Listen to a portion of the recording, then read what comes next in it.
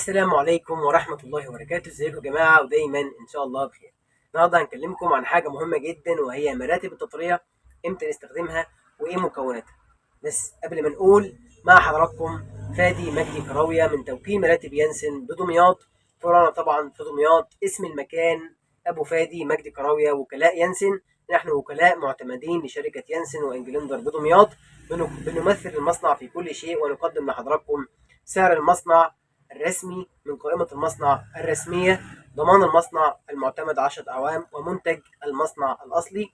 التسليم فوري في معظم الأحيان، إلا لو كان المخزون مش موجود أو حضرتك طالب مقاس خاص، فبالتالي بنطلب لحضرتك الأوردر والتسليم خلال 10 أيام أو 15 يوم من تاريخ الحجز.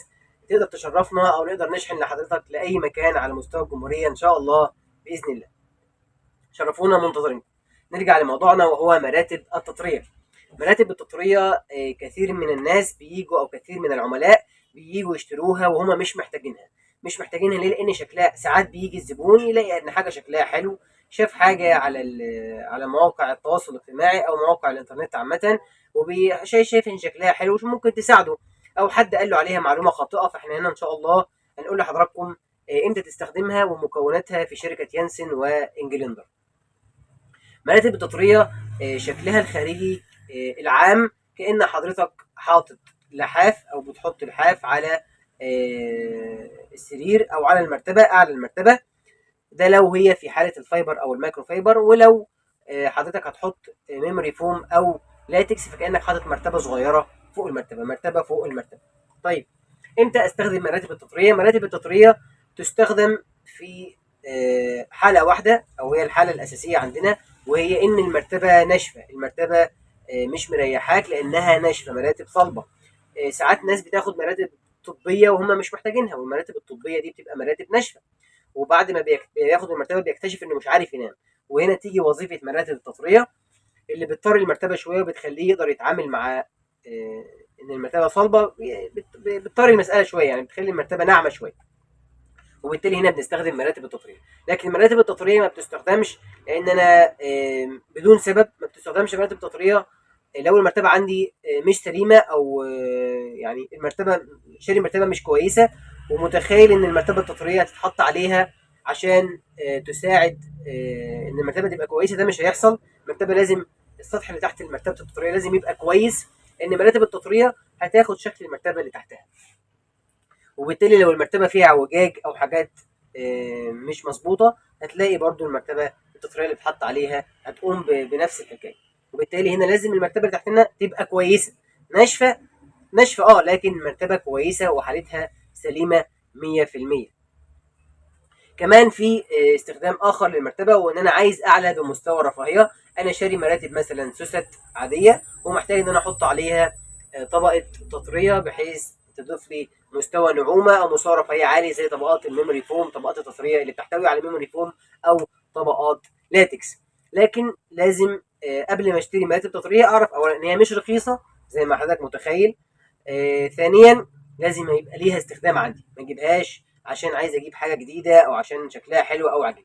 طيب، ما هي مكونات مراتب التطريه في شركه يانسن وانجلندر؟ عندنا 4 مكونات. المكون الاساسي هو مكون الفايبر، وهو ارخصهم سعرا.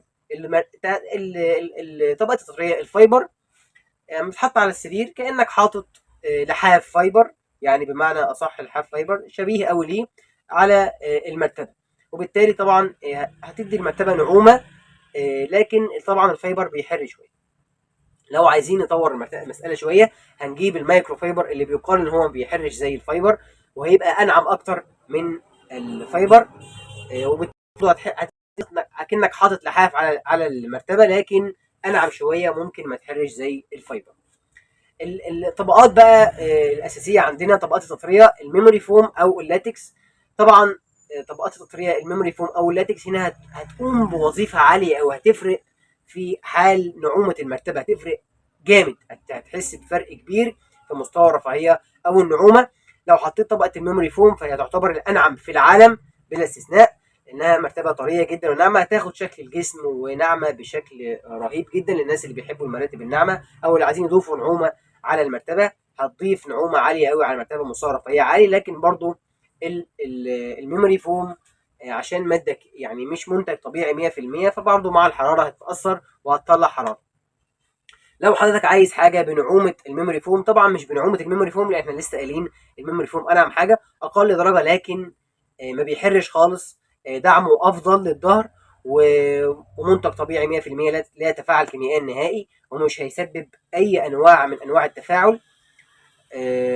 يبقى طبقه اللاتكس الاعلى عندنا في طبقات التطريه طبقه اللاتكس اللي هتاخد شكل الجسم. طبعا بريذابل يعني بتتنفس، لانها مليانه فتحات تهويه عشان الهواء، وعشان كمان ما يبقاش فيه اي نوع من انواع التفاعل مع الحراره. يبقى كده انتهينا من 4 انواع لطبقات التطريه: فايبر، مايكرو فايبر، ميموري فوم، وطبقه اللاتكس الاعلى اللي مشتقه من نبات المطاط. يا رب تكونوا استفدتم، وان شاء الله تشتروا كل حاجه في مكانها وفي المكان السليم. شكرا لحضراتكم، نراكم قريبا، السلام عليكم.